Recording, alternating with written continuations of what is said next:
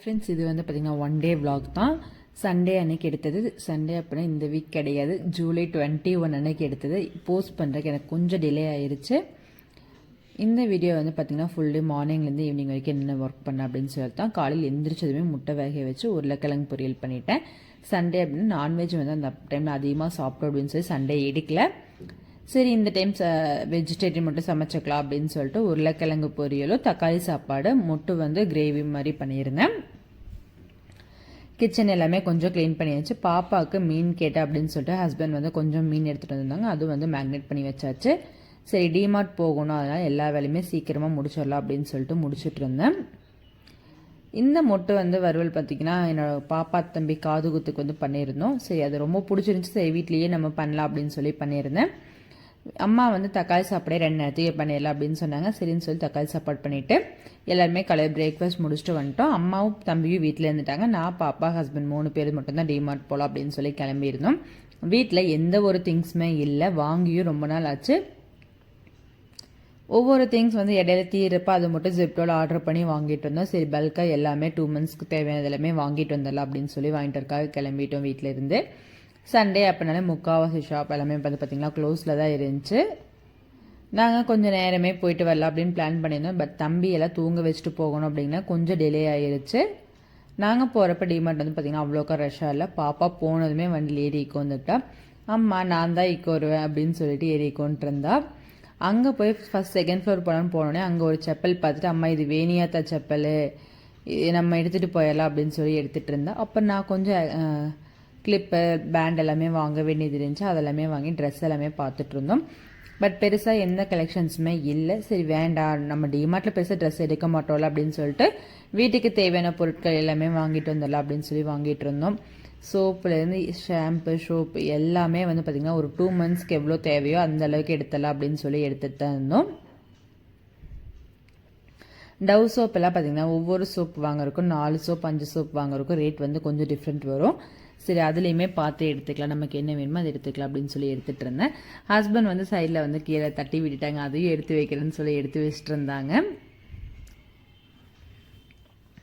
கொஞ்சம் ஆஃபர்லாம் போட்டிருந்தாங்க. சரி, வீட்டுக்கு என்னென்ன வேணுமோ அத்தனையுமே எடுத்துடலாம் அப்படின்னு சொல்லி எடுத்துகிட்டு இருந்தோம். பாப்பாவும் சைடில் எனக்கு அது வேணும் இது வேணும் அப்படின்னு சொல்லி பார்த்து எடுத்துகிட்டு இருந்தா. அவளுக்கு இந்த கிளே வச்சு எதுவுமே பண்ண தெரியாது. ஏன்னா எனக்கு இது வேணும் அப்படின்னு சொல்லி எடுத்து கையில் வச்சுக்கிட்டா. ஏன்னா இந்த பபிள்ஸ் மட்டும் எங்கே போனாலும் எடுத்துருவா அவள் கண்ணில் தட்டுப்பட்டுச்சுன்னா.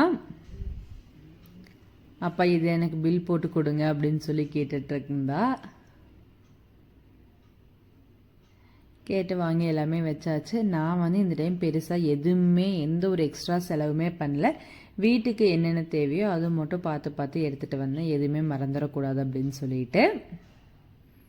ஏன்னா நாங்கள் பில் போட்டு முடிக்கிறப்ப பார்த்திங்கன்னா செம்ம கூட்டம் ஆயிடுச்சு. ஏன்னா கொஞ்சம் முன்னாடி போனால் ஃப்ரீயாக வந்து ஏதாவது வேணுமா அப்படின்னு சொல்லி பார்க்குற அளவுக்கெல்லாம் கொஞ்சம் டைம் இருந்துச்சு. பருப்பு எல்லாமே வந்து பார்த்திங்கன்னா நாங்கள் லூஸில் தான் எடுத்தோம். பல்காக பேக்கெட்டில் வந்து பார்த்திங்கன்னா பேக்கெட்டுக்கும் லூஸில் எடுக்கிறதுக்கும் குறைஞ்சது 40 to 50 ருபீஸ் பக்கமாகவே வந்து பார்த்திங்கன்னா டிஃப்ரென்ஸ் இருந்துச்சு. சரி, நம்ம லூஸ்லேயே எடுத்துக்கலாம், நம்ம வீட்டில் கண்டெய்னரில் தானே போட்டு ஃபில் பண்ணி வைக்கிறோம் அப்படின்னு சொல்லிட்டு லூஸ்லேயே எல்லாமே எடுத்துட்டோம். லூஸில் இல்லாத பருப்புகள் மட்டும் வந்து பார்த்திங்கன்னா பேக்கெட்டில் எடுத்துக்கலாம் அப்படின்னு சொல்லி எடுத்துகிட்டு இருந்தோம். எல்லாமே 2 kg 3 kg எடுத்துட்டோம் அப்படின்னா கொஞ்சம் நல்லா 2 மாதத்துக்கு தாராளமாக தாட்டோம் அப்படின்னு சொல்லிட்டு கடைசியில் பார்த்திங்கன்னா 2 வண்டி ஃபுல்லாக எடுத்து வச்சிட்டோம். பாப்பாவும் ஹஸ்பண்டும் பாப்கார்னும் ஐஸ்கிரீம் வாங்க போனாங்க. சரி, எனக்கும் ஐஸ்கிரீம் வாங்கி கொடுங்க அப்படின்னு சொல்லிட்டு ஃபைனலாக ஐஸ்கிரீம் வாங்கி சாப்பிட்டு டிமார்ட்லேருந்து கிளம்பிட்டோம். பாப்பா எங்கே போனாலும் ஐஸ்கிரீம் சாப்பிட்றத விட மாட்டா. போகையில் ஆட்டோவில் போயிட்டு திரும்பி வரப்போ கேப் பிடிச்சிட்டு வந்துட்டேன். ஏன்னா 4 பேக் வச்சுட்டு ஆட்டோவில் வர முடியுது அப்படின்னு சொல்லிட்டு. வீட்டுக்கு வந்தோடனே ஹஸ்பண்ட் வந்து எல்லாமே எடுத்து வச்சு செக் பண்ணிட்டு இருந்தாங்க. எல்லாமே லிஸ்ட்டு போட்டது எல்லாமே வாங்கிட்டோமா அப்படின்னு சொல்லி பார்த்துட்டு இருந்தாங்க. ஒரு சில ஐட்டம்ஸ் வந்து பார்த்திங்கன்னா லிஸ்ட்டில் இல்லாமையும் இருக்கும், சேர்த்து வாங்கிட்டு வந்திருப்போம். நான் முடிஞ்ச வரைக்கும் எல்லாமே வாங்கிட்டோம். சரி, கையோடு எல்லாமே எடுத்து வச்சிடலாம் அப்படின்னு சொல்லி எடுத்து வைக்கிறதுக்கு ஆரம்பிச்சிட்டேன்.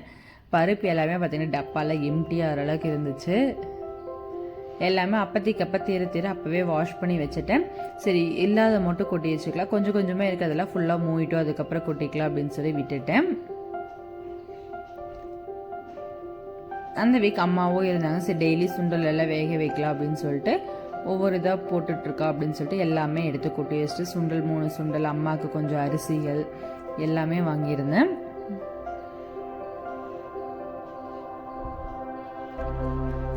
சுண்டல் மட்டும் பார்த்திங்கன்னா ஒவ்வொரு கிலோ வாங்கிட்டோம். ஏன்னா அதிகமாக செய்ய மாட்டோம் அப்படிங்கிறதுனால கொஞ்சம் கொஞ்சம் நானும் ஹஸ்பண்டும் அதிகமாக சாப்பிட மாட்டோம். அம்மா, பாப்பா, தம்பி 3 பேர்த்துக்கு வாங்கினால சுண்டல் மட்டும் எல்லாமே 1 kg வாங்கிட்டோம். பருப்பு எல்லாமே 2 கிலோ 3 கிலோ எவ்வளோ வருதோ அத்தனை எடுத்து போட்டு வந்துட்டோம்.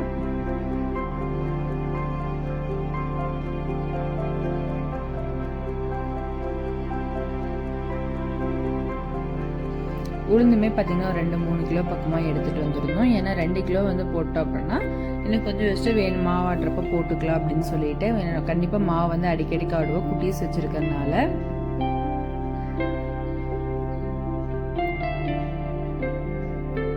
என்னோட ஃப்ரெண்ட்ஸ் என்கிட்ட கேட்குற ஒரு விஷயம், எப்படி 2 பேர்த்தையும் வச்சுட்டு யூடியூப்லேயும் வீடியோ போட்டுட்ருக்க அப்படின்னு சொல்லி கேட்பாங்க.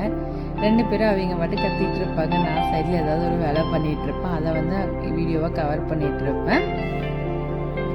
அவங்க 2 பேர் தூங்குற டைமில் தான் நான் மோஸ்ட் ஏதாவது வேலை பார்ப்பேன். ஏன்னா தம்பி தூங்குறப்ப பாப்பா கூட டிவி பற்றில் ஏதாவது விளையாண்டுருப்பா, இல்லை வந்து குறுக்கில் வந்து டிஸ்டர்ப் பண்ணிகிட்டு இருப்பா. பட் தம்பி வந்து பார்த்திங்கன்னா தூங்கிட்டு தான் இருப்பான். அவன் தூங்குற டைமில் மட்டும்தான் நான் வந்து ஃபோன் எடுத்து வீடியோலாம் எடுக்க முடியும். அவன் முடிச்சுட்டு இருக்க டைம் எடுக்கவே முடியாது, எடுக்கிறதுக்கு விட மாட்டான். இப்போ கொஞ்சம் பெருசாக தவந்து வரக்க ஆரம்பிச்சு ஏதாவது பிடிச்சி எந்திரிச்சுக்கிறான், பேலன்ஸ் இல்லாமல் கீழே விழுந்தாதான் அவனை பார்த்துட்டு இருக்கிறது எனக்கு கரெக்டாக இருக்குது.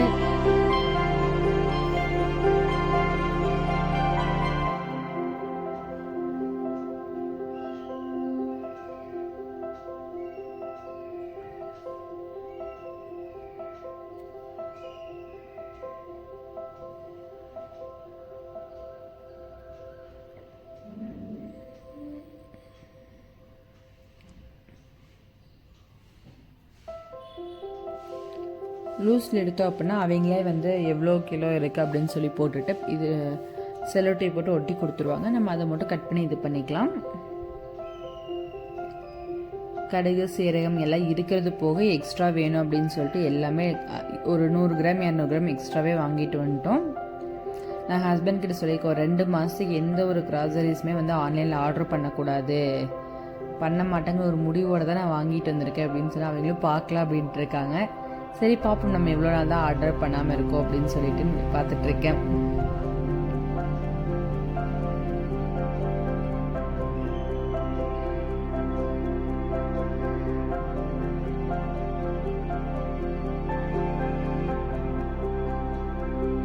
இந்த மாதிரி கண்டெய்னரில் போட்டு வைக்கிறப்ப பார்த்தீங்கன்னா அதிகமாக வந்து செல்லு பிடிக்கிறதோ ஏதாவது பூச்சி வரதோ எதுவுமே கிடையாது. நான் ரொம்ப நாளாக இது வந்து யூஸ் பண்ணிட்டுருக்கேன். கிட்டத்தட்ட வந்து பார்த்திங்கன்னா 2022 வந்து நான் ராய்ப்பூர் ஃபஸ்ட்டு போகிறப்ப நான் வாங்கின கண்டெய்னர்ஸ் இது எல்லாமே க்ளீன் பண்ணுறதுக்கு நல்லா கம்ஃபர்டபுளாக இருக்குது. நம்ம எந்த ஒரு பொருளாக இருந்தாலும் அப்படியே வச்சுட்டு ஒரு 2 மாதம் ஊருக்கு போயிட்டு இருந்தாலும் அது அந்த பொருள் வந்து பார்த்திங்கன்னா அப்படியே தான் இருக்குது. பருப்பு எதுவுமே வந்து பார்த்திங்கன்னா செல்லு பிடிக்கிறதோ பூச்சி பிடிக்கிறதோ எதுவுமே கிடையாது. நீங்களும் வேணால் இந்த மாதிரி கண்டெய்னர்ஸ் ட்ரை பண்ணி பாருங்கள். இதில் வந்து பார்த்திங்கன்னா நான் அமேசான்லேயும் வாங்கியிருப்பேன், இல்லை ஃப்ளிப்கார்ட்டு, மீஷோ எல்லாத்துலேயுமே வாங்கியிருப்பேன் கொஞ்சம் கொஞ்சமாக. ஏன்னா மீஷோவில் வாங்கினது மட்டும் பார்த்திங்கன்னா மூடி கொஞ்சம் லூஸாக இருக்கிற மாதிரி இருக்கும். மற்றபடி ஒரே பாக்ஸ் தான்.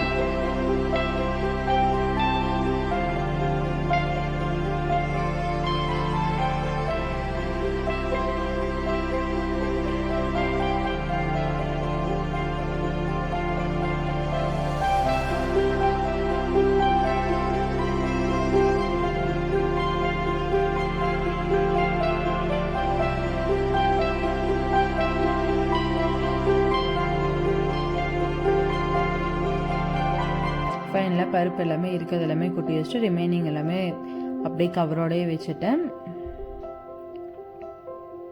கடுகு, மிளகு, சீரகம் இதையும் கொட்டி வச்சிடலாம் அப்படின்னு சொல்லி கொட்டி வச்சுருக்கேன். அதுக்கு வந்து பார்த்திங்கன்னா 1/2 kg டப்பா தனியாக, கீரை அஞ்சரை பெட்டி தனியாக வச்சுருக்கேன். 2லேயுமே ஃபில் பண்ணி வச்சுருவேன் எப்போவுமே.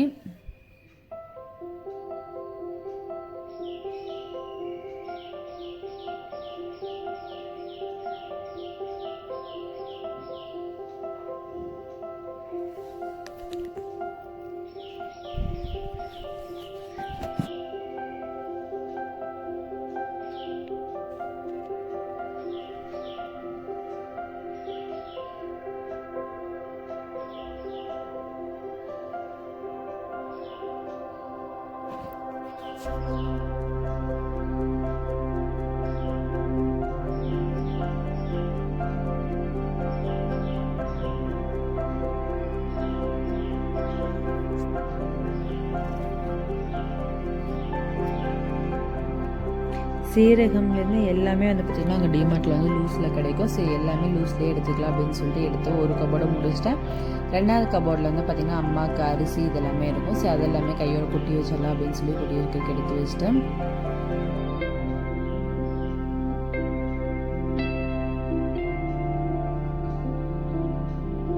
எந்தெந்த பாக்ஸ் ஃப்ரீயாக இருக்குது அப்படின்னு சொல்லி பார்த்து எல்லாமே எடுத்து வச்சுட்டு இருந்தேன். அம்மா வந்து ஒரு 15 days தான் இருக்கிற மாதிரி இருந்துச்சு. அதனால் 3 பேக்கெட் அரிசி மட்டும் தான் வாங்கியிருந்தேன். எல்லாமே 1/2 கிலோ மட்டும் வாங்கிட்டேன். அம்மா அதிகமாக வாங்கி ஏன் வேஸ்ட் பண்ணுறீங்க, நீங்கள் சாப்பிட்றதும் இல்லை அப்படின்னு சொல்லிட்டாங்க. சரி ஓகே அப்படின்னு சொல்லிட்டு 1/2 கிலோ மட்டும் எடுத்துருந்தேன். எப்போவுமே இந்த மாதிரி அரிசி எல்லாமே வந்து பார்த்திங்கன்னா ஊர்லேருந்து வரப்பவே கொண்டு வந்துடுவோம்.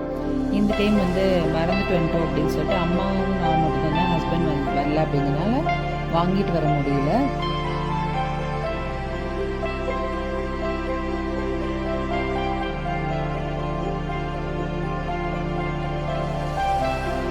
பாப்பாவும் சைடில் எனக்கு அது வேணும் இது வேணும்னு சொல்லி கேட்டு அவளையும் பார்த்துட்டு அப்படி எல்லாமே கொட்டி வச்சுட்டு இருக்கேன்.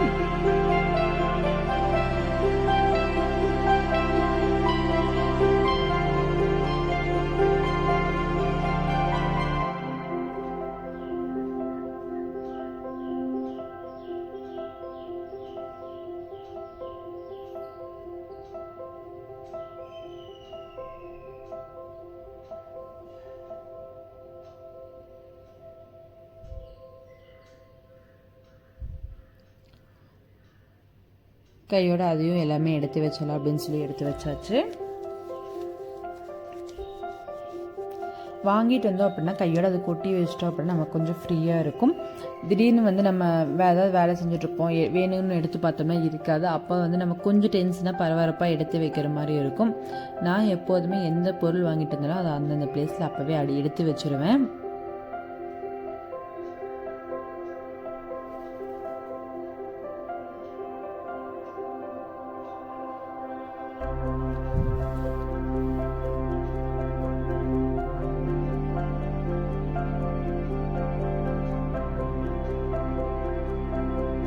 ஒரு பாக்ஸ் மேலே ஃப்ரீயாக இருந்துச்சு. அதுலேயே சும்மா வைக்கணும் அப்படின்னு சொல்லிட்டு அதுலேயே எடுத்து மிளகு எல்லாமே எடுத்து கொட்டிகிட்டு இருந்தேன்.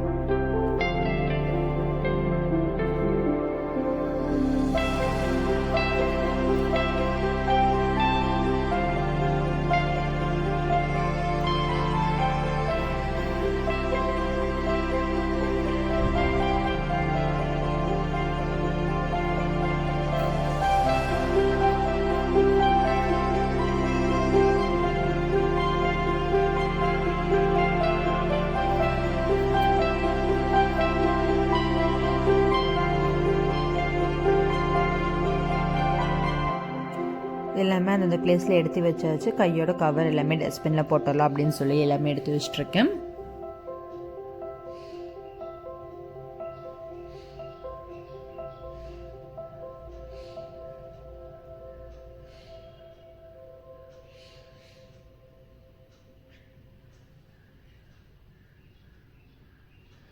அது போக வந்து பார்த்திங்கன்னா அரிசி எல்லாமே இருக்குது.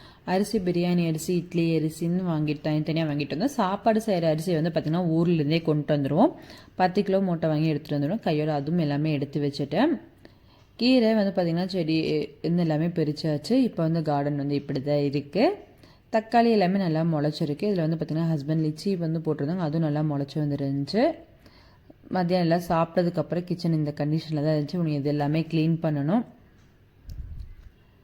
ஃபஸ்ட்டு அது க்ளீன் பண்ணுறதுக்கு முன்னாடி நம்ம அரிசி ஊற வச்சிடலாம், மாவாட்டிருக்கு அப்படின்னு சொல்லிட்டு அரிசி ஊற வைக்க இட்லி அரிசி ஆல்ரெடி வந்து பார்த்திங்கன்னா கொஞ்சமாக தான் இருந்துச்சு. சரி, அதனால் அரிசி வந்து நான் அரைக்கவே இல்லை, மாவே கடையில் தான் வாங்கிட்டு இருந்தோம். சரி, இட்லி அரிசி வாங்கினதுக்கப்புறம் இது பண்ணிக்கலாம் அப்படின்னு சொல்லி விட்டுட்டேன்.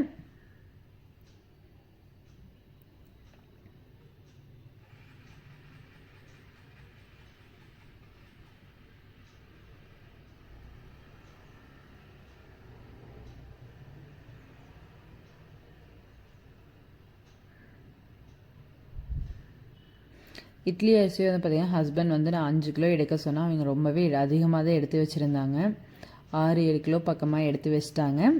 சரி, ஃபஸ்ட்டு ஒரு கவர் மட்டும் கொட்டிக்கலாம், இன்னொரு கவர் அப்படியே உள்ளே வச்சிடலாம் அப்படின்னு சொல்லிட்டு முன்னாடி இருந்த ஒரு கவர் மட்டும் எடுத்து கொட்டிட்டேன். அரிசி ஒரு வச்சுட்டு நீ கிச்சன் இருக்க சிங்கில் இருக்க பாத்திரங்க எல்லாமே கழுவணும்.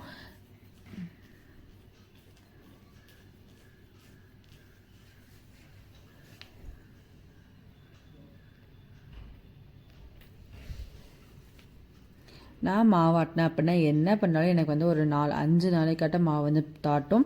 என்னென்னு பார்த்தீங்கன்னா நைட்டு மட்டும்தான் செய்வோம், காலையில் வந்து சாப்பாடு குழம்பு ரசமே பண்ணிடுவோம். தம்பி வச்சுட்டு 2 நேரத்துக்கு வந்து 3 நேரம் தனித்தனியாக செஞ்சிட்ருக்க முடியறதில்ல. அரிசியும் வெந்தயம் ஒன்றா போட்டு ஊற வச்சிடலாம் அப்படின்னு சொல்லி ஊற வச்சிட்ருக்கேன். ஒரு சில நேரம் காலையில் தனியாக தோசை சுட்டுட்டு இருந்தோம். இப்போல்லாம் வந்து பார்த்திங்கன்னா சுத்தமாக முடியறதில்ல. ஹஸ்பண்ட் காலையில் கொடுத்துள்ள என்ன சாப்பாடாக்கிறது அப்படிங்கிறது தெரியறதில்ல. அதனால் காலையில் மதியம் 2 நேரத்துக்கு எப்போ போல் சாப்பாடு வச்சுட்டு நைட்டுக்கு மட்டும் ஏதாவது டிஃபன் ஐட்டம் பண்ணிக்குவேன்.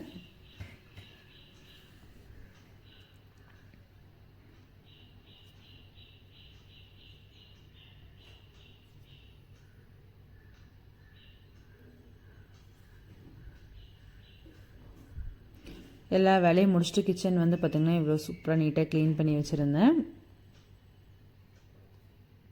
காய்கறியும் அடுத்த நாள் சமையலுக்கு தேவையானது அதுவும் அரிஞ்சு வச்சாச்சு. ஃபைனலாக என்னோடய கிச்சன் வந்து பார்த்திங்கன்னா இப்படி தான் இருக்குது. புளிக்குழம்பு வைக்கலான்னு சொல்லி பாவக்காயும் அவரைக்காய் பொரியலுக்கு எல்லாமே அரிஞ்சு வச்சிட்டோம். நம்ம வீடியோ ஃபர்ஸ்ட் டைம் பண்ண சப்ஸ்கிரைப் பண்ணிக்கோங்க. தேங்க்யூ ஃபார் வாட்சிங். Keep support.